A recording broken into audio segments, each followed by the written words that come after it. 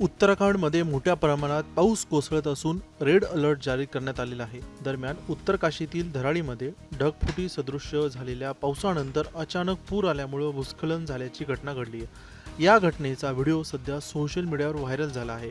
या व्हिडिओमध्ये अनेक हॉटेल घरं वाहून गेल्याचं दिसत आहे।